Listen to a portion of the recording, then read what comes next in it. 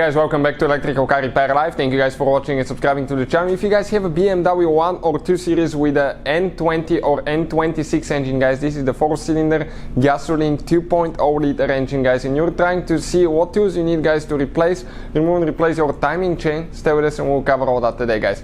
We're demonstrating on BMW 5 series, but the same engine has been used in 1 and 2 series, guys, and many of you ask me why. Actually ask me what kind of tools you need for the timing chain replacement and why you need so many tools, so we're going to cover all that today. Stay with us, guys. All the tools that we use are listed in the description of the video below for your convenience. Quick introduction, guys. Every single car we get at the shop, including this one here, we make at least 200 to 300 videos, guys. We take them completely apart. Why?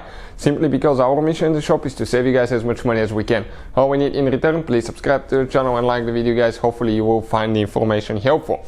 Now, this is, guys, a 2013 BMW that we'll demonstrate on. You're going to need 3 special tools, guys. Okay, 3 special tools to actually remove and replace your timing chain, and you're going to cover all that today. That set of tools here, guys, okay, except this one. Okay, I'm going to talk about this one in a little bit. You get that tool, this one, and these two. Okay, we're going to explain what that is for. This is, guys, for setting the timing. Okay, this is for finding TDC point, top dead center point. And we'll have the video on the channel how to do that, but if you want to see the whole timing chain replacement video, guys, and the timing chain, how it felt on it, 87,000 miles on our BMW, we have the complete video on our channel, Auto Repair, guys. Check it out, guys. Everything from start to finish. As you know, we have 3 channels, but the first one is our main channel, and we have quite a bit of helpful information there. Very detailed, very long video, how to remove and replace timing chain. So now we need to find top dead center.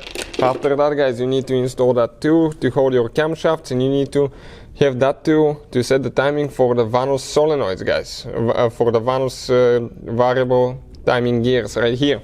In addition, you will, guys, okay, you will need to remove the crankshaft bolt. And once you get that bolt loose, okay, if you don't get it tight or if you mess it up, it's going to mess up your timing because it holds the timing gear, okay, for the chain.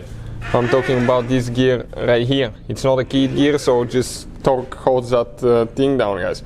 And in order to get that bolt tight, it's super tight, you will need to use that tool. It's called a flywheel holder tool. If you want to see how to use it, we made a special video how we guys use that tool. Very good tool. So you're going to hold a flywheel and you remove that bolt. We have the video on the channel that explains everything again from start to finish.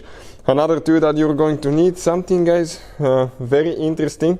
You have one more oil timing chain. This is for the oil pump, guys, and you will need that tool. Even if you're not replacing the timing chain on the oil pump, you will still need that little bitty tool because this is the alignment tool for the balancing shaft, guys. And video again is on the channel for timing marks and all that, and it explains everything, but those are the 3 main tools that you need, guys. Hopefully the video will be helpful to any of you having a BMW 1 or 2 series, guys. Thank you for watching. Please subscribe to the channel for more videos and see you guys next time.